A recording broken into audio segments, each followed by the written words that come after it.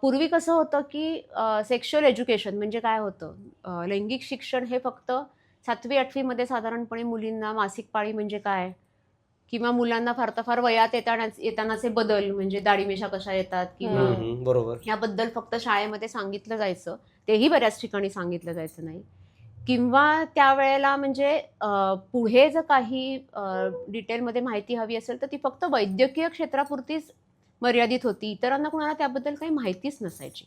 पण आज ह्या पिढीचं असं नाहीये. आज त्यांना म्हणजे अगदी लहान वयापासून अनेक प्रकारची माहिती त्यांना उपलब्ध आहे. तर त्या बदलांमध्ये मी हे म्हणेन, की ह्या पिढीला ही जाणीव आहे आणि त्यांना ती उत्सुकता पण आहे, की अशा प्रकारचे लैंगिक बदल, शारीरिक बदल काय होतात? याची त्यांना उत्सुकता आहे.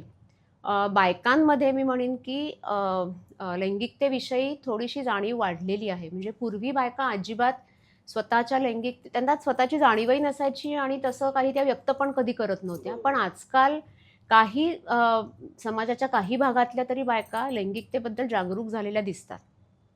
दुसरा एक बदल मी असा म्हणेन, की लैंगिकतेमधील जी विविधता आहे, म्हणजे आपण म्हणू की LGBTQ ही एक टर्म आहे बरोबर. किंवा फ्लुइडिटी म्हणतात किंवा नॉन बायनरी, या संज्ञा या पिढीला खूप साऱ्या माहिती आहेत. आहेत आणि ते स्वीकारायला सुद्धा तयार आहेत. किंवा मी कोण आहे, मला नक्की काय हवं आहे, माझ्या इच्छा काय आहेत, या सगळ्या गोष्टी एक्सप्लोअर करायला या पिढीची तयारी आहे. अजून एक बदल असे दिसतात, की नातेसंबंध किंवा प्रेमसंबंध किंवा शारीरिक संबंध म्हणेन मी. शारीरिक संबंधांच्या बाबतीमध्ये ही पिढी ही जास्त मोकळेपणाने विचार करते. म्हणजे व्हर्जिनिटी नष्ट झाली म्हणजे पाप नाही असं या कन्सेप्टमधनं ते आता बाहेर पडले. त्यामुळे त्यांना इवन लिव्ह इन रिलेशनशिप पण त्यांना चालते. सो अनेक प्रकारचे नातेसंबंध असण्याची त्यांची तयारी आहे. अजून एक मी असं म्हणेन, की आता लग्न करायचंच का नाही?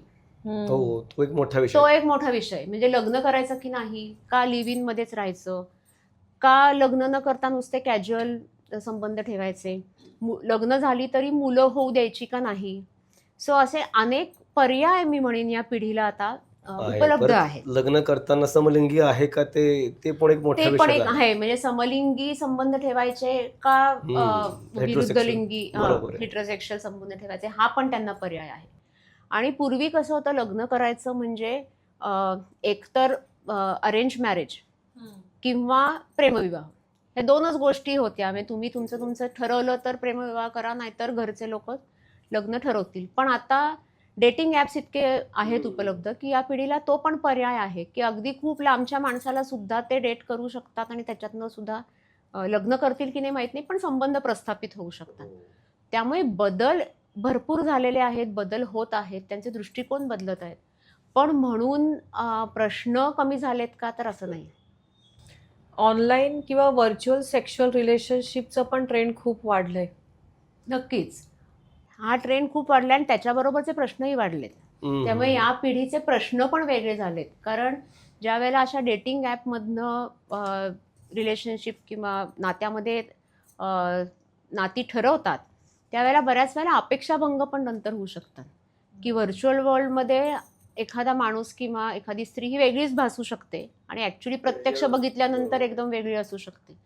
किंवा अर्थात ऑनलाईन डेटिंग आणि याच्यामध्ये फसवल्या गेण्याच्या किंवा बळजबरी किंवा सायबर सेक्स असे अनेक प्रकारचे अपराधसुद्धा त्याच्यामुळे वाढलेले आहेत. किंवा मी म्हणेन, की जशी माहिती मी म्हटलं, की खूप प्रमाणामध्ये आहे उपलब्ध. पण माहिती आहे म्हणून लैंगिक समस्यांचं प्रमाण कमी नाही झालेलं. ते वाढतच आहे. कारण माहिती असली तरी ती माहिती खरी का खोटी ते माहिती नसतं. आणि खोटी माहिती, चुकीच्या माहितीमुळे अनेक प्रॉब्लेम किंवा अनेक समस्या निर्माण होऊ शकतात. किंवा माहिती असली तरी ती वापरायची कशी? म्हणजे इंटरनेटवरती आपण फक्त माहिती मिळवू शकतो, पण त्याचा ॲक्च्युअली उपयोग आपल्या आयुष्यामध्ये कसा करायचा याविषयी मार्गदर्शनच लागतं. त्यामुळे माहिती असली म्हणजे प्रश्न सुटले असं होत नाही. त्यामुळे मी म्हणेन, की या पिढीचा दृष्टिकोन बदलतोय, पण त्याबरोबर प्रश्न कमी नाही झालेले आणि नवीन नवीन प्रश्न सुद्धा गुंतागुंत निर्माण जास्त होतात. वाढली असं म्हणतो गुंतागुंत सुद्धा वाढलेली आहे. नक्कीच. लग्नापूर्वी किंवा प्री मॅरिटल सेक्शुअल रिलेशनशिप्स याचं काउन्सिलिंग आणि याची माहिती देणं हे किती जास्त महत्वाचं आहे? आता लग्नापूर्वीचे संबंध हे खूप सामान्य व्हायला लागलेत, खूप कॉमन व्हायला लागलेत. म्हणजे पाश्चिमात्य संस्कृतीचा प्रभाव म्हणा, कारण तिथे हे खूप सर्रास चालतं. मग तिथे त्याच्यात त्यांना गैर काहीच वाटत नाही त्यामध्ये. किंवा जोडीदार निवडण्याचा एक पर्याय म्हणून सुद्धा या संबंधांकडे आजकालची पिढी बघते. जो कारण पूर्वी नव्हता त्यांना. जो पूर्वी नव्हता, म्हणजे आधीपासूनच तपासून घेता येतं की ह्याचं आपलं जमतंय की नाही बाबा. किंवा तिसरं एक म्हणजे की करिअर आणि शिक्षण याच्यामध्ये लग्न हे खूप उशिरा होतात पूर्वीच्या मानाने.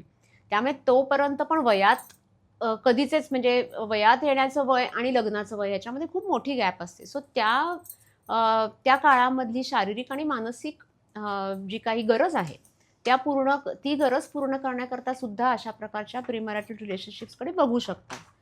सो तो काही नुसता फॅशन ट्रेंड नाही आहे, तर ती मे बी गरज पण असू शकते त्यांची. पण हे अशा प्रकारचे जे नातेसंबंध असतात किंवा लग्नापूर्वीचे जे संबंध, शारीरिक संबंध मुख्यतः, त्याच्यामुळे अनेक संभाव्य धोके सुद्धा असू शकतात. की ब्रेकअप्स, नाती तुटणं हे खूप होऊ शकतं आणि त्या नाती त्याच्यामुळे होणारा चिंता, काळजी किंवा डिप्रेशनमध्ये सुद्धा कोणी जाऊ शकतं. हे संबंध कधी असे लपून छपून केलेले असतात. सो त्यामुळे स्वतःविषयी शंका की आपण बरोबर करतोय ना, किंवा त्यामुळे लाज, अपराधीपणाची भावना, किंवा ते कळलं घरात तर मग कुटुंबियांबरोबर त्यांची भांडणं, या सगळ्या गोष्टी होऊ शकतात. किंवा शारीरिकदृष्ट्या धोके म्हणजे गुप्तरोग किंवा सेक्शुअली ट्रान्समिटेड डिसीज याचा धोका जर योग्य ती काळजी घेतली नाही तर तो असतोच. अनैच्छिक गर्भधारणा याची मोठी भीती असते आणि तसं जर झालं तर त्याच्यामुळे येणारी बदनामी किंवा बाकी सगळ्या गोष्टींचा मुलींना अर्थात त्याचा धोका जास्ती असतो.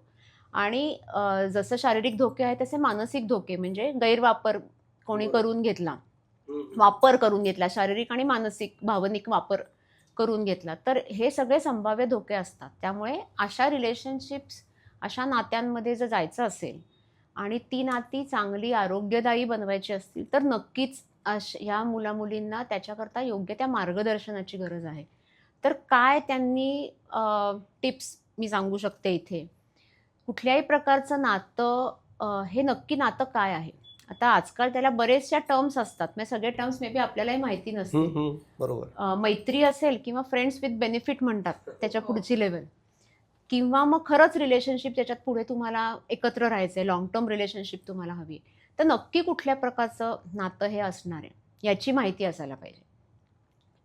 जर शारीरिक संबंध त्याच्यामध्ये असतील तर शारीरिक संबंध म्हणजे प्रत्येक वेळेला पेनिट्रेटिव्ह इंटरकोर्स असं नाही, तर ती जवळीक किती लेवलची असेल, म्हणजे किसिंग, मिठी मारणं इथपर्यंत असेल का खरंच इंटरकोर्सपर्यंत ते जाणार आहे, त्याची माहिती म्हणजे त्याचं डिस्कशन, त्याचा संवाद हा त्या दोन व्यक्तींमध्ये व्हायला पाहिजे.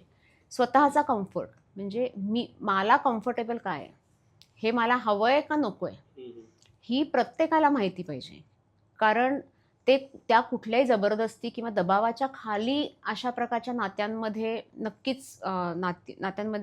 नक्कीच काही करू नये. म्हणजे त्यामुळे स्वतःचा कम्फर्ट आणि स्वतःच्या त्याच्यामुळे मर्यादा आखणं म्हणजे विकनेस नाही येतो, पण मर्यादा आखणं म्हणजे स्वतः सेल्फ रिस्पेक्ट आहे तो. सो हे मुलामुलींनी दोघांनीही ते लक्षात ठेवायला पाहिजे. स्वतःच्या बाउंड्रीज सेट करणं फार महत्त्वाचं. स्वतःच्या बाउंड्रीज सेट करणं अतिशय महत्त्वाचं आहे. तसंच आपल्या जोडीदाराविषयी सुद्धा माहिती पाहिजे की तो एका वेळेला एकच त्याचं नातं आहे का अनेकांशी आहे. कारण मल्टिपल रिलेशनशिप्स हा सुद्धा आता एक ट्रेंड यायला लागलाय. त्यामुळे तसं काही आहे का, तसं असेल तर ते आपल्याला चालणार आहे का, किंवा आधी पूर्वी काही नाती होती का, त्याच्यामध्ये कधी काही इन्फेक्शन झालं होतं का, त्यामध्ये काही समस्या निर्माण झाल्या होत्या का, याविषयी माहिती असणं हे गरजेचं आहे.